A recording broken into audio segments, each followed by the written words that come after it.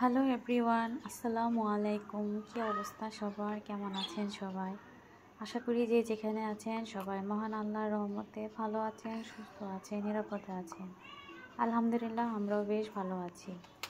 নতুন দিনে নতুন আরও একটি ব্লগ ভিডিও নিয়ে আপনাদের মাঝে আবারও হাজির হলাম। আশা করি আজকের এই ভিডিওটি আপনাদের কাছে বেশ ভালো লাগবে।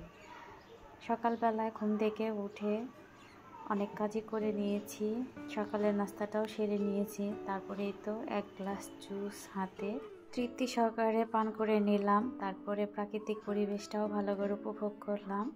তারপরে তো সংসারের কাজেও লেগে গেলাম। তো অনেক দিন হয়ে গেছে, অনেক দিন বলতে নতুন বাসায় এসে কিন্তু আর ফ্যান মোছাই হয়নি। যেহেতু লাগানোর আগে ফ্যানগুলো খুব ভালোভাবে ধুয়ে মুছে তারপর আর কি লাগানো হয়েছিল, এই জন্য আর প্রয়োজন হয়নি।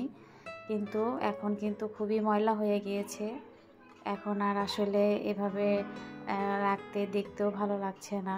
আর ফ্যান ময়লা হলে কিন্তু মশারির অবস্থাও খুব খারাপ হয়ে যায়।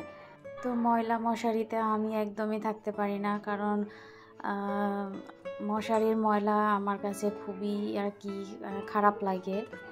তো এতবার তো আর মশারি আসলে ধোয়া যায় না, 2 দিন পর পর তো আর মশারি ধোয়া সম্ভব না। তো এই কারণে চিন্তা করলাম না, সব বাদ দিয়ে আজকে ফ্যানই আগে ভালো করে মুছে ক্লিন করে নেব। তো আমার কাজের আপাকেও বলেছিলাম, কিন্তু আসলে উনি এমন সময় আসে যখন আসলে সবাই ঘুমিয়ে থাকে। তো আমার কাজের আপা সকালে আসে, তো দেখা যায় যে ওদের ঘুমের কারণে সে ফ্যানটাও মুছতে পারে না। তো তারপর চিন্তা করলাম যে না, ওনার অপেক্ষা আর করা যাবে না, আমাকেই পরিষ্কার করে নিতে হবে। তো আমি কিন্তু ফ্যানে ভালো করে আর কি আগে ময়লাগুলো ঝেড়ে নিয়েছিলাম ঝাড়ু দিয়ে। তো তারপর আর কি ফ্যান পরিষ্কার করতে এসেছি, তো ভীষণ ময়লা হয়েছে। তো ময়লা ঝাড়ু দেওয়ার আগে আমার ভিডিও করতে মনে ছিল না, তাহলে আপনারা দেখতে পারতেন যে কী পরিমাণে আর কি ময়লা হয়েছে। আর বিশেষ করে সাদা ফ্যান হলে তো একদম ময়লাগুলো চোখের মাঝেই পড়ে যায়। তো আমি কিন্তু অনেক সময় নিয়ে আর কি ফ্যান বুঝেছি। তো আমার বাসায় 3টা ফ্যান, তো 3টা ফ্যানই কিন্তু আমি খুব ভালো করে এবং অনেকটা সময় নিয়ে, তো আমার একটা ফ্যান পরিষ্কার করতে কিন্তু প্রায় 40-50 মিনিট করে লেগেছে। আর এই যে দেখেন, পানিগুলো দেখলেই কিন্তু বুঝতে পারবেন যে কী পরিমাণ আসলে ময়লা হয়েছে। জানি না কোত্থেকে এত ময়লা জমে। তো এখন চিন্তা করেছি না, ফ্যান আসলে প্রতি সপ্তাহে একবার করে আর কি মুছে ফেলবো, কিংবা পারলে যদি 2বার করে মুছতে পারি তাহলে কিন্তু আরও ভালো হবে। তো যাই হোক, ফ্যান কিন্তু আমার একদম পরিষ্কার হয়ে গিয়েছে। তারপরে যে চলে এসেছি, রুমটাকে ভালো করে ক্লিন করে নেব আজকে। তো শীত এসে যাচ্ছে, আমি কিন্তু এখন পর্যন্ত ঘরের পরিষ্কার পরিচ্ছন্নতা শুরু করে দিয়েছি, এবং তার সাথে গরম যে কাপড় চোপড়গুলো আছে বাচ্চাদের কিংবা আমাদের, তো সেগুলোকেও আর কি বের করে তো আস্তে আস্তে করে ধুয়ে নিচ্ছি। তো দেখা যায় বছর করে যখন শীত আসে কাপড় চোপড় কিন্তু রেখে দিলে একটা বাজে স্মেল হয়। তো আসলে ওইভাবে কিন্তু কাপড় চোপড় গায়ে দেওয়া যায় না। তো আমি কাজের আপাকে দিয়ে কিছু কিছু করে আর কি ধুয়ে নিচ্ছি।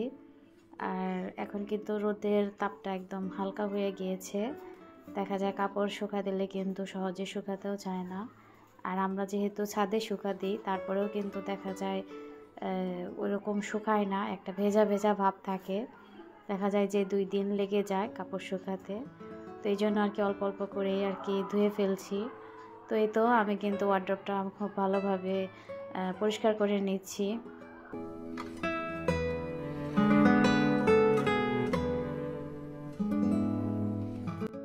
তো ওয়ার্ড্রপের ভিতরেও কিন্তু দেখলাম যে ভালোই ময়লা হয়েছে, তো সেগুলোও পরিষ্কার করে নিচ্ছি। তো ওয়ার্ড্রপটা ভালো করে পরিষ্কার করে তারপরে এখন খাটে চলে এসেছি। তো খাটটাও আর কি ভালো করে মুছে নিচ্ছি। তো আমি কিন্তু ভেজা কাপড় দিয়ে আর কি মুছে নিচ্ছি। তো প্রথমে কিন্তু ঝাড়ু দিয়ে আর কি ওপরের যে হালকা ধুলাগুলা সেগুলোকে বাড়ি দিয়ে পরিষ্কার করে তারপরে আর কি ভেজা কাপড় দিয়ে মুছে নিচ্ছি। তো দেখা যায় প্রতিদিন কিন্তু এই সমস্ত কাজ আসলে করতে ভালো লাগে না, কিংবা করাও হয় না। তো সপ্তাহে 2-1 বার করে নিলেও কিন্তু হয়।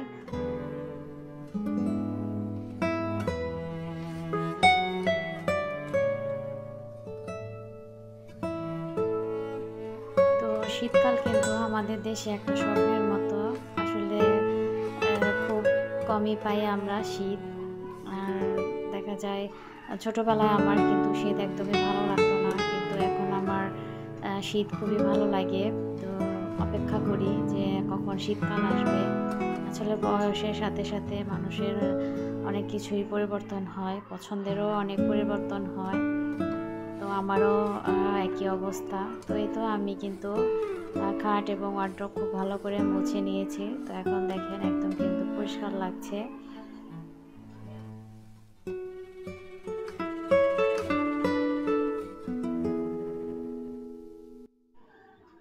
তো এদিকে দেখি যে বড় মেয়ে ড্রয়িং করছে, তো মাঝে মাঝেই ড্রয়িং করে। তো এখন কিন্তু সামনে পরীক্ষা, এগুলো কিন্তু এখন একদমই ঠিক না, তারপরেও করছে। যেহেতু পড়তে পড়তেও কিন্তু একটা দেখা যায় যে সব সময় কিন্তু পড়ালেখা ভালো লাগে না, মাঝে মাঝে বোরিং লাগে। তো তখন দেখা যায় একটু আর কি সময় মানে ড্রয়িং করে। তো আমি একটু ভিডিও করে নিচ্ছিলাম আর আপনাদের মাঝেও শেয়ার করলাম। তো যাই হোক, এখন চলে এসেছি একদম শেষ বিকেলে। তো একটু পরে আর কি মাগরিবের আজান দিবে। তো আমি কিন্তু বিছানা চাদর বিছাতে পারিনি, কারণ আমি আজকে অনেক কাজ করে ফেলেছি। তো এটাকে চিন্তা করেছিলাম একটু পরে করব, সেই পরেটা করতে করতে আমার অনেক সময়টা কেটে গেছে। আর আমার ছোট বাচ্চাটা যেহেতু অসুস্থ, ও অনেক ঝামেলা করছিল, তো সব মিলে আর কি আমি পেরে উঠছিলাম না। তো এই তো এখন আমি বিছানা চাদরটাকে পেতে তারপরে যে বালিশের কভারগুলো লাগিয়ে দিচ্ছি। তো এই বিছানা চাদরটা আমার একদমই নতুন, আজকেই প্রথম আমি বিছানায় বিছিয়ে নিলাম, এর আগে কখনো বিছানো হয়নি। তো আপনারা কমেন্টে বলবেন আমার চাদরটি কেমন হয়েছে। আর ইদানিং সাদার প্রতি একটা ঝোঁক এসেছে আমার, সব কিছু কেমন জানি সাদা সাদা ভালো লাগে।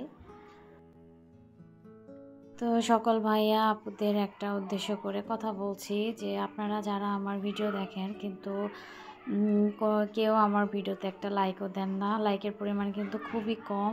হয়তো দু একটা আপু আমার ভিডিওতে লাইক দেয়, আর বাকিরা কিন্তু কেউই দেয় না। ওনারা মনে হয় ফুল ওয়াচও করে না। তো আসলে খুবই কষ্ট লাগে যে আপুরা বোঝেন জানেন, তারপরেও যে কেন একটা লাইক দেন না। আপনারা তো দেখে একটু মায়া করেও দিতে পারেন যে এই আপুর ভিউয়ার্স কম এবং লাইকের সংখ্যাও খুবই কম। তো একটা ছোট্ট লাইক কিন্তু দেয়াই যেতে পারে।